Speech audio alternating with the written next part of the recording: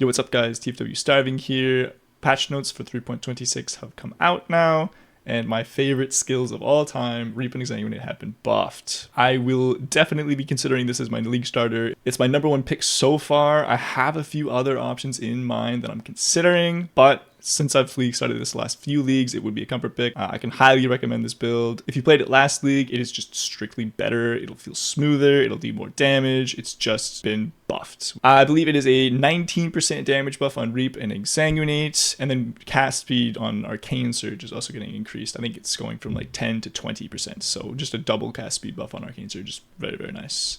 So let's go over the build and how it functions. We are a Hierophant, so we're going to be taking Conviction of Power. 4 minimum endurance charges is insane, especially early on. It's personally my first node. It's great tank for the campaign. Your second node is going to be Arcane Blessing, gives you spell damage, gives you a bit of cast speed, it's very nice. And then this node here gives you a little bit of spell leech. This fourth node is pretty useless. It's just a minor damage increase, but there's honestly nothing better, so you just take it.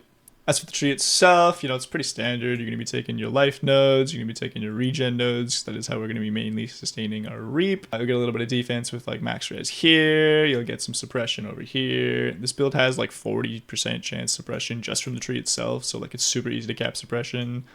We're going low life, so Pain Attunement, obviously. We're getting a bunch of reservation nodes because we are going to be fitting in so many auras that it's ridiculous. Lethe Shade, because why not? Damage over time is like one of our main weaknesses, so this is a good way to mitigate that. As for the gems, our main single target skill is going to be Reap. Val Reap is an incredibly high amount of damage when you can get that, so definitely prioritize getting that as soon as you can. Same thing with Empower. Empower is very, very large in damage increase, but obviously this is a league start build. You're not going to have that right away. So this is just a typical setup you're going to go for. Very, very early on, like during leveling, during the campaign, I can recommend swapping in faster casting just because you don't have the cast speed yet to like have this feel good. It's going to feel a little clunky until you do that. Similarly, you're not going to have a power, so you're just going to swap in life tap for that. You will be using Exsanguinate to clear, just like trash mobs. Some people like to go Unleash. I personally do faster casting. All you really need is Exsanguinate and Chain together, and then Brutality for more damage. Then just whatever you prefer here. Take your pick.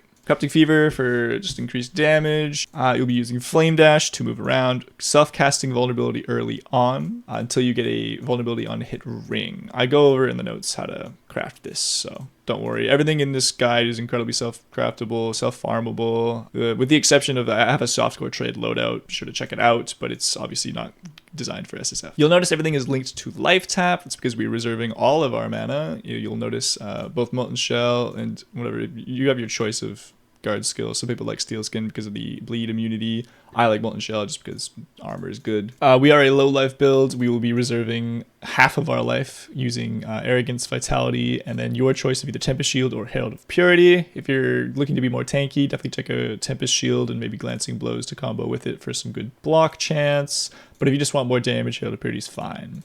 You'll also be taking Petrified Blood because obviously low life, and then Determination gives you a decent amount of armor. And then just Pride because more damage is nice. And then the gear. If you're hardcore like me, or you just want to be tankier, feel free to go Wand and Shield setup. You'll be using Armor Evasion gear, and you will eventually want to get Spell Suppression on all of that. If you are in soft core, feel free to go Dual Wand, or once you have the currency, pick up some Cold Iron points. They are insane damage. But if you want to SSF craft your wand, go for it. There's crafting guide in the notes for all of this: the wand, the amulet, and the ring. The rest is all pretty standard stuff. It's nothing crazy, it's just Eldritch Implicits and life and res and suppression when you have the currency to put suppression on your gear. As for the flasks, early on I recommend using a life flask, like for leveling in the campaign and stuff, but once you feel you have enough regen to sustain, you don't really need the life flask anymore. You have a pretty decent amount of life regen and life leech. Drop your life flask for a basalt flask just to get even more tank. And then obviously, swap this out for, if you're going to be doing bossing, swap it out for elemental flask related to whatever boss you're facing.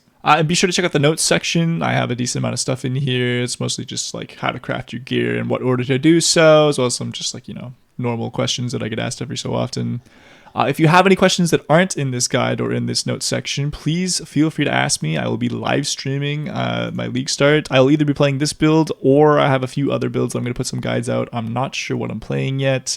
But I'll be able to answer any questions you have there. Thanks for watching, and good luck in 3.26.